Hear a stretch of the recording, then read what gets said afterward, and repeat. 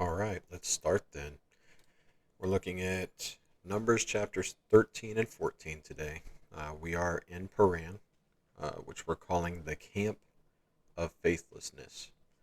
So, in chapter 13, we're going to go over what's considered the second of the two really bad, the worst sins uh, that happened during Israel's journey to the Promised Land. The first one we will remember is the golden calf.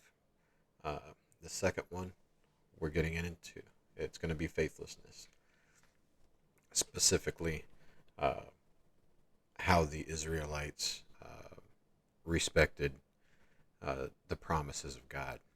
So we will start off Numbers chapter 13 in verse 1.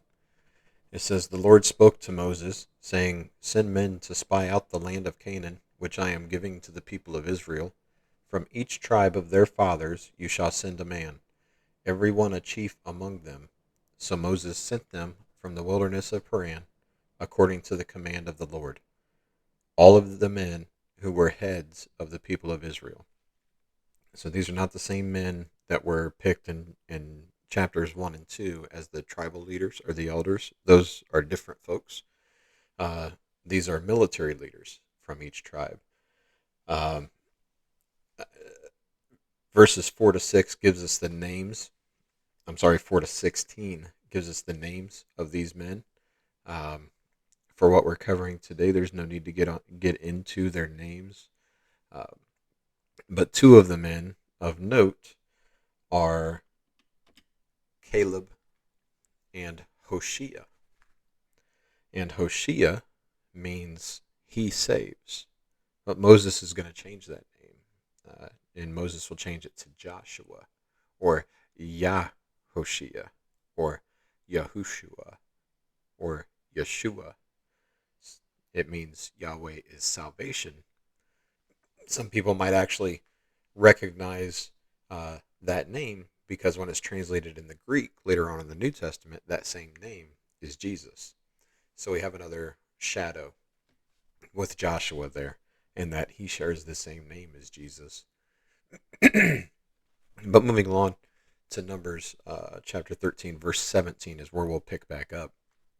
And it says, Moses sent them to spy out the land of Canaan and said to them, Go up to the Negeb and go up into the hill country and see what the land is, and whether the people who dwell in it are strong or weak, whether they are few or many, and whether the land that they dwell in is good or bad, and whether the cities that they dwell in are camps or strongholds. You know, the difference between a camp and a stronghold, excuse me, is your camps is basically how Israel is living right now. They have their camps with their tents. A stronghold would be more of a city. They would have walls. It would be fortified. All right, verse 20. And whether the land is rich or poor, and whether there are trees in it or not, be of good courage, and bring some of the fruit of the land. Now the time was the season of first ripe grapes. So just by that, we know that it was uh, early summer. That is the season of first ripe grapes. But the main goal of the spies, right, is to gather information about the productivity of the land. They want to see if it's fertile. They want to see if the people that live there are strong, if they're fortified, if it just had tents, if it had cities.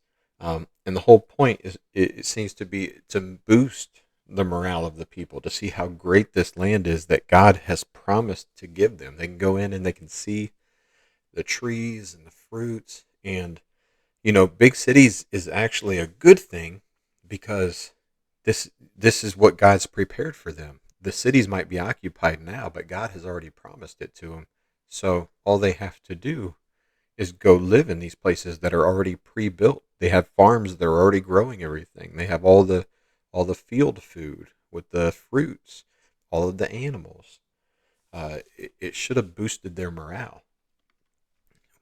But we see picking up in verse 21. So they went up and spied out the land from the wilderness of Zin to Rehob near Lebo Hamath. They went up into the Negeb and came to Hebron. Ahiman, Sheshai, Talmai, the descendants of Anak, were there. Hebron was built 7 years before Zoan in Egypt. And they came to the valley of Eshcol and cut down from there a branch with a single cluster of grapes, and they carried it on a pole between two of them. They also brought some pomegranates and figs. Pomegranates usually that's something that would signify having plenty or an abundance. That place was called the Valley of Eshcol because the cluster that the people of Israel cut down from there. So let's not overlook that this one cluster of grapes was so large that it was carried on a pole between two men. That's cartoonishly big, um, which just shows the abundance of the land that they were promised. We'll look at here. We have a little bit of a map of where our wilderness travelings would have been, uh, or I'm sorry, where the spies after the travelings, or in between the travelings, really. But the path of the spies as they scouted out the land, we could see that they started off way in the south there. Um, so sometimes we might get the impression that they took a peek inside, like they opened the front door to the promised land, took a peek inside, said those folks are too big, we're leaving. Um, but this passage actually shows us where all they went, and they traveled the entire length of the promised land. So it says in verse 2, in what is it, verse 21, that they spied out the land from the wilderness of Zin. Okay, wilderness of Zin, that's in the south, and that's where they initially camped. That's where Paran is, right? Um, Later on, that this is going to mark the southern border of the promised land. We'll see that um, actually in Numbers, later on in Numbers, but also in Joshua. We see that again. Um, Rehob, when it talks about Rehob or Rehob, that's a city in the north of Canaan, and that will eventually belong to the tribe of Asher. Lebo Hamath, we see that way in the north. That's a city on the Orontes River, and later on that is going to mark the northern reach of the nation of Israel. We see that in First Kings and Second Kings, where they talk about how far north the borders were to be. So the spies actually traveled the entire length of the promised land. They didn't just take a peek. They looked at the whole thing. They saw all the goodness. Also notice that we see Hebron. If we remember way back when we were doing a study on Genesis, that's where God first gave the promise of the land to Abraham. Uh, that happened at Hebron. It's also where uh, the tomb was purchased, that all of the patriarchs would end up being buried in, and their wives, except for Rachel. We remember that she died uh, on in the middle of a journey. Um, but everybody else, all the other patriarchs and matriarchs, are all buried in Hebron. Um, and now the spies are there. Now the nation of Israel is huge. They're ready to be there. Uh, Everything's ready. The land is full of plenty. God's with them. Everybody's ready.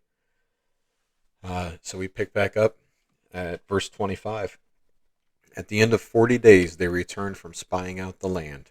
And we need to remember that 40 generally pretty much always represents a time of trial or testing. Uh, Verse 26, and they came to Moses and Aaron and to all the congregation of the people of Israel in the wilderness of Paran at Kadesh. They brought back word to them and all the congregation and showed them the fruit of the land. And they told them, we came to the land to which you sent us. It flows with milk and honey, and this is its fruit. However, the people who dwell in the land are strong, and the cities are fortified and very large. And besides, we saw the descendants of Anak there. The Amalekites dwell in the land of the Negeb, the Hittites, the Jebusites, and the Amorites dwell in the hill country, and the Canaanites dwell by the sea along the Jordan. So basically, the land is nice, but there's some pretty tough guys that are really we can't really go in and take this land. It's just, there's all these tough guys there. What are we supposed to do?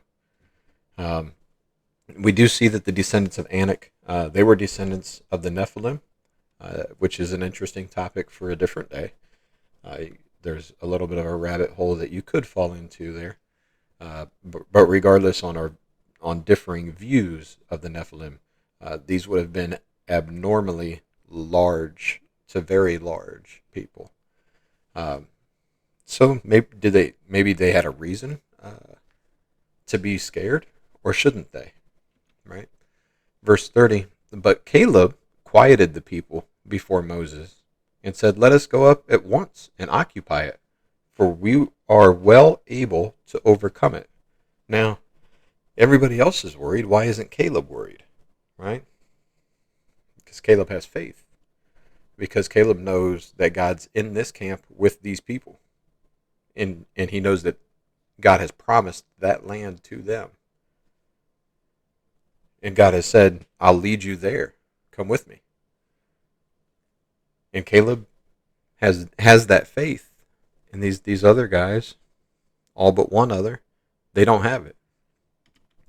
Verse 31, then the men who had gone up with him said, "We are not able to go up against the people, for they are stronger than we are." So they brought to the people of Israel a bad report of the land that they had spied out, saying, "The land through which we have gone to spy it out is a land that devours its inhabitants. And all the people that we saw in it are of great height. And there we saw the Nephilim, the sons of Anak, who come from the Nephilim. And we seemed to ourselves like grasshoppers, and so we seemed to them." So again, we see that the other spies, aside from Caleb, and we'll find out Joshua, they lacked the faith. And it's easy for us to judge them from the comfort of our own homes, but we should ask ourselves what we would do in that situation. Right? The people in the land were fortified. They had actual defense there. They had walled cities. And if you could manage to get inside the walls, you still have to fight these people that are much larger than you. Right? And by the way, you're a farmer. So we see it does require a certain amount of faith to go into that situation, believing that you'll win despite what you see. Right? But what do we know about faith, and what do we know about things that we see? Right? Hebrews 11:1. Faith is the assurance of things hoped for and the conviction of things not seen. Okay. These guys don't see an easy path to take over that land. Caleb does. That's the difference. That's the difference between faith and not faith. So, remember earlier, we talked earlier in the book of Numbers about is God's hand shortened, right? Is he weak? Didn't he promise that he would go with them and that they would get the land? Right? These people see the size of those people and the cities with walls, and they lose their faith. So who's bigger? Is it some giant person? Is it a wall, regardless of any size? Or is it God that creates everything? Those people lacked faith. They couldn't see how they could possibly take over these people and take this land. And they did not receive their commendation. Yeah. Who did? In Hebrews 11:24-27, we see, by faith Moses, when he was grown up, refused to be called the son of the Pharaoh's daughter, choosing rather to be mistreated with the people of God than to enjoy the fleeting pleasures of sin. He considered the reproach of Christ greater wealth than the treasures of Egypt, for he was looking to the reward. By faith he left Egypt, not being afraid of the anger of the king, for he endured as seeing him who is invisible. Right? So Moses had it good when he lived in Pharaoh's house. He gave up all these blessings to endure the hardship of his people and lead them out of bondage. One thing we see in here that might be a little confusing. Verse 26 there, he considered the reproach of Christ greater wealth than the treasures of Egypt. What does that mean? Right? Well, we know what the treasures of Egypt were. He already had those, right? He lived in Pharaoh's house. He, in essence, was a relative to Pharaoh, right? So we know what the treasures are. So our real question is, what is the reproach of Christ? We find that out in Philippians chapter 2, verses 7 and 8. Speaking of Christ, Paul says, he emptied himself, taking on the form of a servant, being born in the likeness of men. Remember, Jesus is God, folks. And he emptied himself by taking the form of a servant, being born in the likeness of men, and being found in human form, he humbled himself by becoming obedient to the point of death, even death on a cross. That is the reproach of Christ. You give up all of your blessings and all of your cozy lifestyle and all of your treasures, and he suffered the hardship with his people to lead them out of bondage. So we see that Moses had faith. Caleb and Joshua also had faith, and they'll be rewarded for that. And that's what we look forward to, is our reward. We have faith that we will receive what's been promised to us because God's given it to us freely. But as we usually find out, the people without faith in any group are usually the loudest. And that's no different here as we look at chapter 14, verses 1 to 4. Then all the congregation raised a loud cry, and the people wept that night. And all the people of Israel grumbled against Moses and Aaron. The whole congregation said to them, would that we had died in the land of Egypt, or would that we had died in this wilderness. Why is the Lord bringing us into this land, to fall by the sword? Our wives and our little ones will become a prey. Would it not be better for us to go back to Egypt? And they said to one another, let us choose a leader and go back to Egypt. Right. So we talk about this a lot, but we'll do it again. What does Egypt represent? It's sin. Always.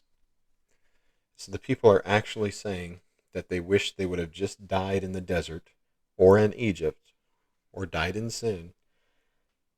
They would rather have died in Egypt than be in the position that they're in right now. That is as ungrateful as you get.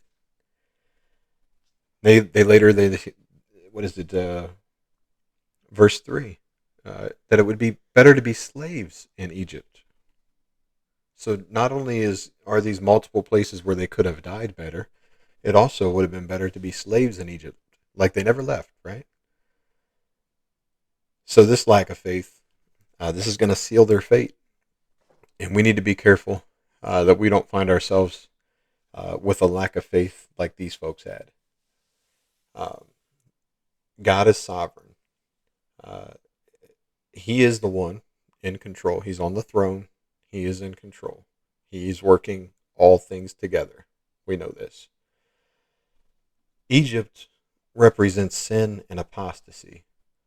We find out later, for example, in Isaiah and in Deuteronomy, that God forbid them from ever going back there. Now, does that mean we can... I don't think that in our current day, if somebody would take a vacation and go visit the nation of Egypt, that's not what this is talking about. But we need to understand the point of it. All right, verse 5. Then Moses and Aaron fell on their faces before all the assembly of the congregation of the people of Israel. And Joshua the son of Nun and Caleb the son of Jephunneh, who were among those who had spied out the land, tore their clothes. Remember, that's a sign of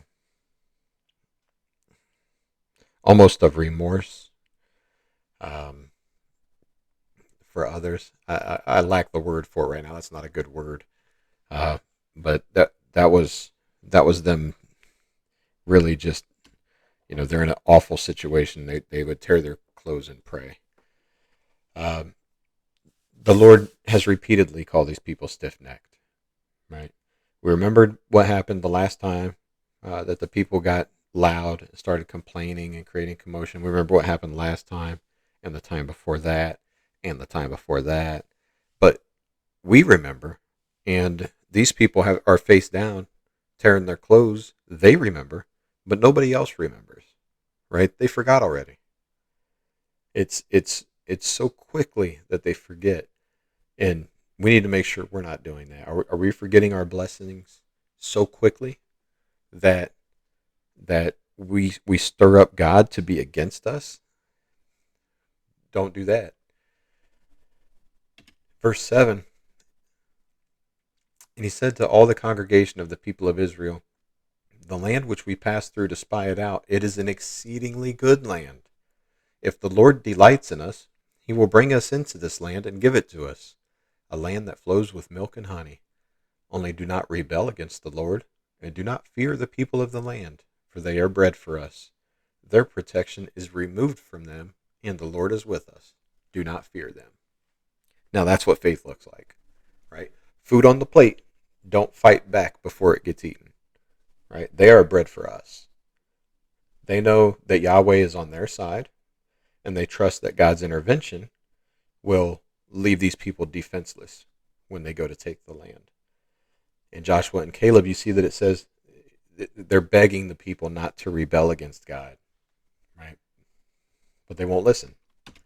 Verse 10, then all the congregation said to stone them with stones.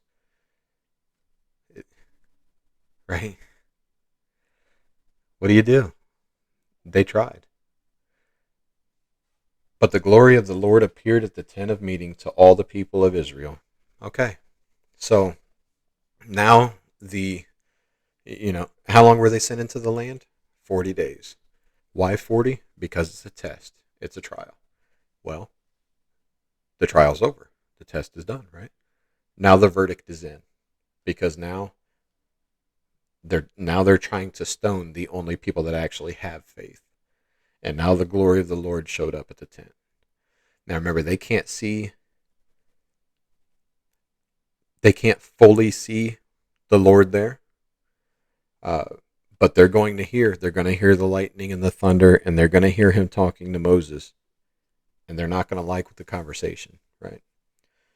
Verse 11, and the Lord said to Moses, how long will this people despise me? And how long will they not believe in me, in spite of all the signs that I have done among them?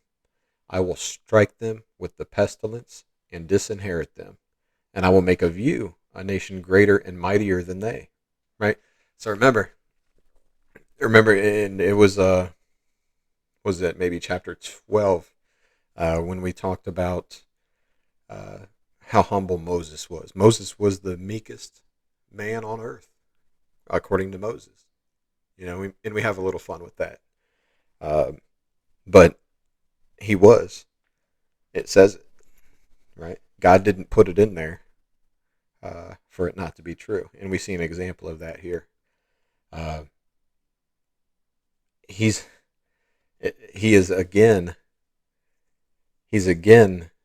offering to destroy the people and start over again with Moses. Here, Moses, I'm going to start over with you, and then your offspring is where I'll fulfill the promise through. And Moses humbly declines. Would we? How many of us would turn down the opportunity to have God make himself a whole new people from us? Right? But instead of Moses doing that, he keeps interceding for the people. It's another shadow of Christ. He just keeps interceding for the people. In verse 13, he says, but Moses said to the Lord, then the Egyptians will hear of it, for you brought up this people in your might from among them. Remember the plague. So he brought them out with his might. And they will tell the inhabitants of this land, they have heard that you, O Lord, are in the midst of this people. Remember the tabernacle's right there in the middle. And the surrounding people are starting to notice that. For you, O Lord, are seen face to face, or talked to mouth, and your cloud stands over them, and you go before them in a pillar of cloud by day, and a pillar of fire by night.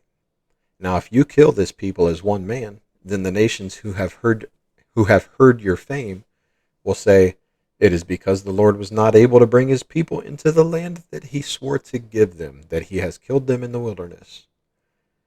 And now please let the power of the Lord be great, as you have promised, saying, the Lord is slow to anger and abounding in steadfast love, forgiving iniquity and transgression. But he will by no means clear the guilty, visiting the iniquity of the fathers on the children to the third and the fourth generation. Please pardon the iniquity of these people, according to the greatness of your steadfast love, just as you have forgiven this people from Egypt until now. Right? So Moses doesn't want Egypt and the surrounding people to think that God killed all these people in the wilderness because he was too weak to lead them into the promised land. It's their faith that's keeping them out of the promised land. But if he kills them right now, that's exactly what they'll say. Say, oh, they couldn't take the land, so he killed them out there. So Moses appeals to, what are these other people going to think about God if this happens? So please, God, don't do this. And he asks God to pardon the people, which he does. But as we'll see, actions do have consequences. So that's a lot like us. We're pardoned of any sin if we hang it on the cross, right? We're pardoned of any sin, but sins still have consequences, right? I can be forgiven for what I've done, but there are still consequences in this life for those things. Okay, so verse 20, then the Lord said, I have pardoned, according to your word, but truly, as I live, and as all the earth shall be filled with the glory of the Lord, none of the men who have seen my glory and my signs that I did in Egypt and in the wilderness, and yet have put me to the test these 10 times, and have not obeyed my voice, shall see the land that I swore to give their fathers, and none of those who despised me shall see it. So we see God spared the people as a whole. He didn't destroy the Israelites. But what he did do is have them just wander around. Nomads, foreigners in a foreign land, wandering around until that unbelieving generation eventually got old and died in the wilderness. He waited for the entire generation, except for Caleb and Joshua, to die before he brought them into the land because of this lack of faith. Verse 24, but my servant Caleb, because he has a different spirit and has followed me fully, I will bring him into the land into which he went, and his descendants shall possess it. Right? So we see faithlessness punished. We also see faithfulness rewarded. Okay? But that sentence was passed, and we do have to carry it out now. Verse 25, now, since the Amalekites and the Canaanites dwell in the valleys, turn tomorrow and set out for the wilderness by way of the Red Sea. So he's turning them back in, right? They were already all the way up to literally at the promised land, and God's turning them back in now. They can't go in.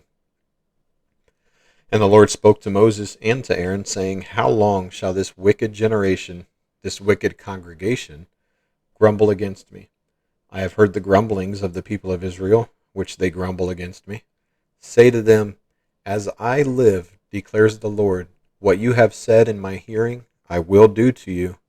Right? So, again, our actions have consequences, right? If we're going to run off at the mouth and start complaining and saying this and that, we might just get what we're talking about. And that did happen for these folks. They did not have the faith to enter the promised land, right? So God's going to give them what they said was better. In verse 2, they said it was better if they just died in the wilderness. And now they will. It's a cold world. Verse 29, your dead bodies shall fall in the wilderness, and all of your number listed in the census from 20 years old and upward, who have grumbled against me. Not one shall come into the land where I swore that I would make you dwell, except Caleb, the son of Jephunneh, and Joshua, the son of Nun.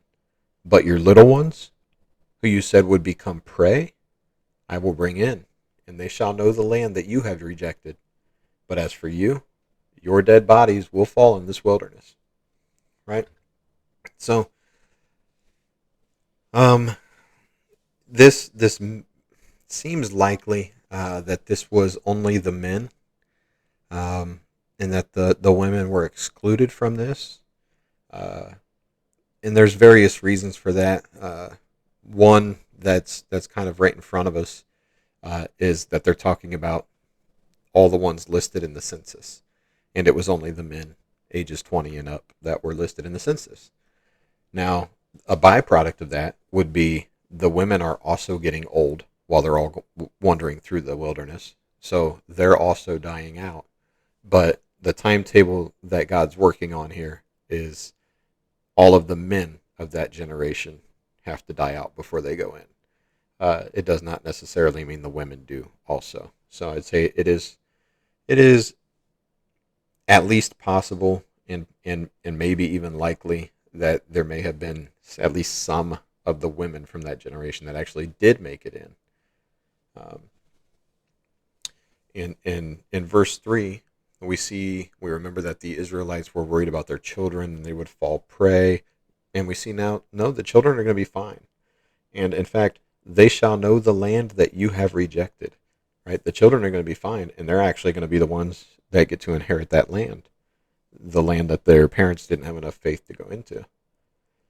So, God doesn't want any faithlessness in the land. What they're about to do in the promised land is going to require faith. And that also has to do with us. God doesn't want faithlessness in the land, right? That's talking to us too. We need to have our faith as well. How are we going to enter without faith? We can't have faithlessness in the land. Okay? Verse 33. I'm sorry. We're at verse 33. Sorry, I got behind on the slides there. And your children shall be shepherds in the wilderness 40 years, and shall suffer for your faithlessness, until the last of your dead bodies lies in the wilderness, according to the number of the days in which you spied out the land. 40 days, a year for each day. You shall bear your iniquity 40 years, and you shall know my displeasure. I, the Lord, have spoken. Surely this will I do to all this wicked congregation who are gathered together against me. In this wilderness they shall come to a full end, and there they shall die. So, 40-day test, and we have a 40-year consequence. Verse 36. And the men whom Moses sent to spy out the land, who returned and made all the congregation grumble against him by bringing up a bad report about the land, the men who brought up a bad report of the land died by plague before the Lord. They just killed outright. Of those men who went to spy out the land, only Joshua, the son of Nun, and Caleb, the son of Jephunneh, remained alive. Right? So Joshua and Caleb are the only spies that would have to wander in that wilderness for these 40 years, which is it's something. It is interesting. So 40 spies go in, right? 38 come out and have no faith. 2 come out and they do have faith. And the 2 that do have faith are rewarded by having to wander around the wilderness. Well, the other 38 didn't have to wander because they were killed by plague. So I guess that's not good. So it seems like Joshua and Caleb have it better than them. But why did why did the rest of the congregation have to wander around if the 38 spies that had the bad report, if they died right there from that plague, which they did, why did the whole congregation then have to go ahead and continue in wonder anyways? And it's because they believed those spies, right? Had they believed Joshua and Caleb, or had they just listened to what Moses was telling them, or had they just had faith in God who had already told them before, they would have gone in anyways, and they wouldn't have had to wonder. But they listened to these people that give a bad report. So the people that give the report, they're dealt with immediately and harshly. They're gone. But the people that listened to those people, they their punishment, their consequence is they're blessed that they get to live out the rest of their full life. That's good. God did not shorten their lifespan, um, but He also didn't let them enter the promised land, so they stayed wanderers uh, in the wilderness until their generation died. Um, it's a hard pill to swallow, but actions have consequences. Verse 39, when Moses told these words to all the people of Israel, the people mourned greatly. And they rose early in the morning and went up to the heights of the hill country, saying, here we are. We will go up to the place that the Lord has promised, for we have sinned. All right, well, it's good that they're recognizing that they sinned. It's good that they're willing to go in now, but it's too late. They were given many opportunities to prove their faith, to show their obedience, and just like when you warn your child not to do it, and then finally there's discipline involved. It's at the point of discipline that they finally say, "Oh, I'm sorry, but I won't do it again." Right? That's these people. That's these people being children. Oh, now that there's a punishment involved, now I won't do it again. Now I'll do what I'm told. It doesn't work that way. Once judgment has been passed, it won't be reversed. Right? So these people realize their mistake of lacking faith, but they realize it too late. And we need to make sure that we don't repeat that mistake. Right? This is in this book for a reason and for a warning. Verse 41, but Moses said, why now are you transgressing the command of the Lord when that will not succeed? Do not go up, for the Lord is not among you, lest you be struck down before your enemies. For the Amalekites and the Canaanites are facing you, and you shall fall by the sword.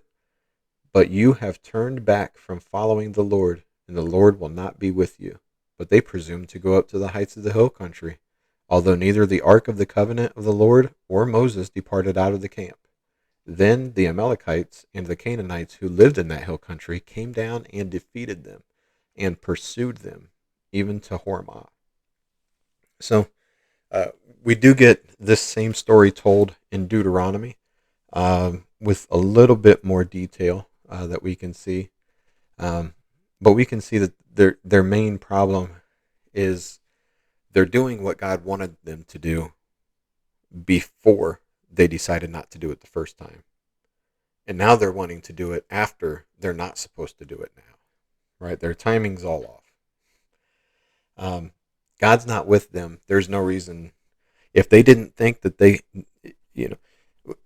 when they first saw and were intimidated by the size of the people that were in that land, and they didn't think they could take it, and God was with them then, and now God's not with them, and now they think they can take them. It's madness, and that's how sometimes we get lost in our own minds with twisted thinking, instead of just obedience and faith. Right? Deuteronomy 1:41-45 is the same story. It says, "Then you answered me." This is Moses talking. "Then you answered me, we have sinned against the Lord. We ourselves will go up and fight, just as the Lord our God commanded us. And every one of you fastened on his weapons of war, and thought it easy to go up to the hill country. And the Lord said to me, say to them, do not go up or fight, for I am not in your midst, lest you be defeated before your enemies. So I spoke to you, and you wouldn't listen, but you rebelled against the command of the Lord, and presumptuously went up into the hill country. Then the Amorites who lived in that hill country came out against you, and chased you like bees do, and beat you down in Seir as far as Hormah, and you returned and wept before the Lord, but the Lord did not listen to your voice or give ear to you. Right? These people did not have faith until they received judgment. And that's not faith at all. If they had faith, they would have showed it with their obedience. It's like we see in James chapter 2, verse 18, and we'll close. It says, but some will say, you have faith, and I have works. Show me your faith apart from your works, and I will show you my faith by my works. Right? So do we have faith to this standard? Right? So it is important that we never lose sight of why we're here and what our purpose is in this life. And we're here to serve God. How do we do that? By being obedient. All right? People think that obedience means a list of rules and this and that and this and that and this and that. Sure. If you want to break it down like that, you can come up with all the rules that you want. Jesus took a different approach. Jesus said, yeah, I do have a couple rules. Rule number 1, love. Rule number 2, love. Right? Rule number 1, love God completely. Rule number 2, love everybody else completely. Here's our rules. Okay? And love is not affirmation or acceptance or turning a blind eye or any of that stuff that the world tells us is love. Okay? Love is truth and kindness. Right? It says in the scripture that God is love. God is love. Okay? So if we are showing his love, that is how we're being obedient. Right? That is showing our faith by our works. Is showing God's love. All right? Share it. Trust that he's keeping his promises. And show his love.